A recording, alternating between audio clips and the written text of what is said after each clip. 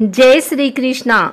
आइए सुनते हैं आज मंगलवार के दिन भगवान शिव और हनुमान की यह कहानी। भगवान शिव ने हनुमान जी के रूप में अवतार लिया था।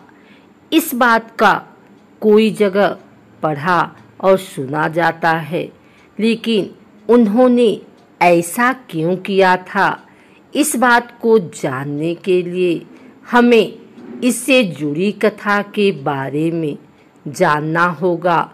यह कहानी रामायण के प्रारंभ की है, जब पृथ्वी पर श्री राम जी का अवतार हुआ था।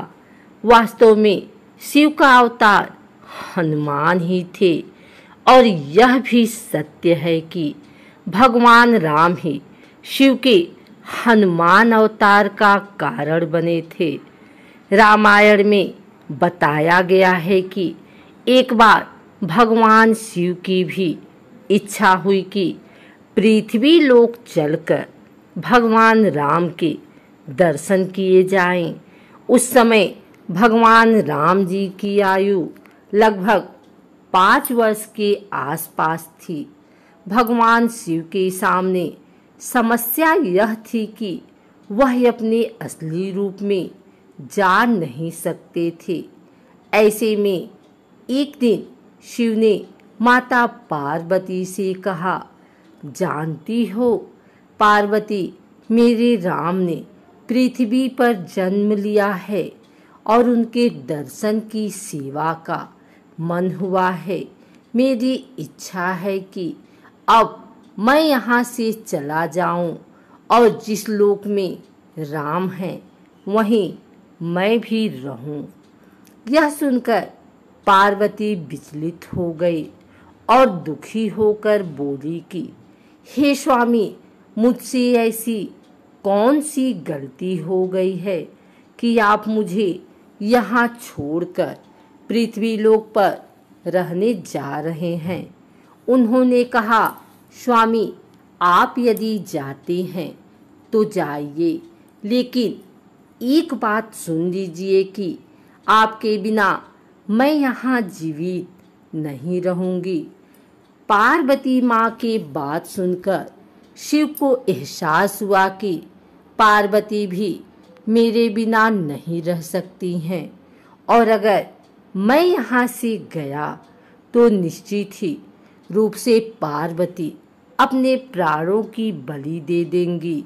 ऐसे में शिव भगवान मोह के एक चक्रव्यूह में फंस जाते हैं, क्योंकि एक तरफ माता पार्वती जी के पास भी रहना था और दूसरी तरफ भगवान राम के लोक में भी जाना था। ऐसे में भगवान शिव ने अपने 11 रुद्र को पूरा राजमाता पार्वती को बताया और बोले, देखो पार्वती, इन 11 रुद्रों में से एक रूप बानर का अवतार आज मैं लेने वाला हूँ। एक रुद्राक्ष में से आज एक रूप बानर का होगा, जो बाद में हनुमान के रूप में जाना जाएगा। शास्त्र बताते हैं कि भगवान शिव सब जानते थे। शिव जी राम जी के पूरे जीवन काल को देख पा रहे थे। वह जानते थे कि एक बार राम जी को पृथ्वी का कल्याण करने के लिए मेरी आवश्यकता होगी। शिव को यह भी पता था कि कलयुग में ना मैं नजर आऊंगा और ना ही राम तब कोई अवतार भी धरती पर नहीं होगा। इसलिए शिव ने अपने एक शक्तिशाली रूप को जन्म दिया, जो कलयुग में भी अजर अमर रहेगा और पृथ्वी लोक के लोगों के दुख दर्द को दूर किया करेगा। इसलिए आज भी भक्त लोग हनुमान जी के दर्शन साक्षात कर लेते हैं। इस बात के कई सबूत मिल चुके हैं कि हनुमान जी आज भी धरती पर मौजूद हैं। श्री राम भक्त हनुमान जी की पूजा करते हैं लोग। उन्हें प्रसन्न करने के लिए कोई हनुमान चालीसा का पाठ करता है तो कोई सुंदरकांड का पाठ करता है।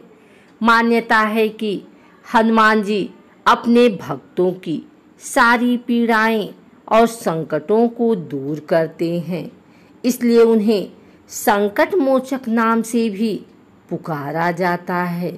लेकिन हनुमान जी की पूजा में कई बातों को ध्यान रखना जरूरी होता है।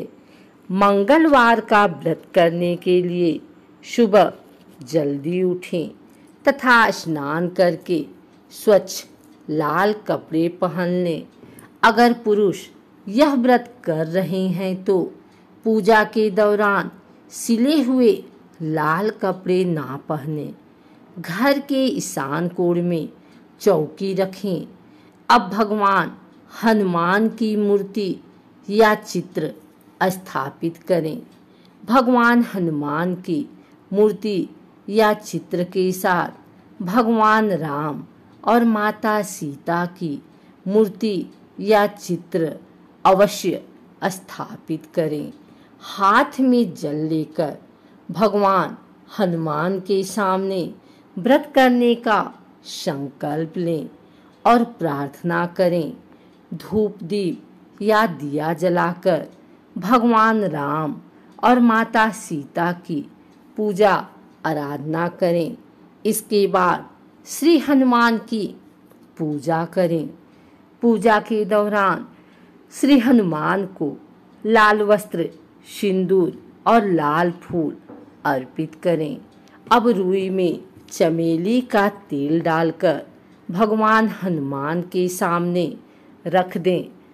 कथा, सुंदरकांड और हनुमान चालीसा का पाठ करने के बाद आरती करें। फिर श्री हनुमान को गुड़ और चने का भोग लगाएं।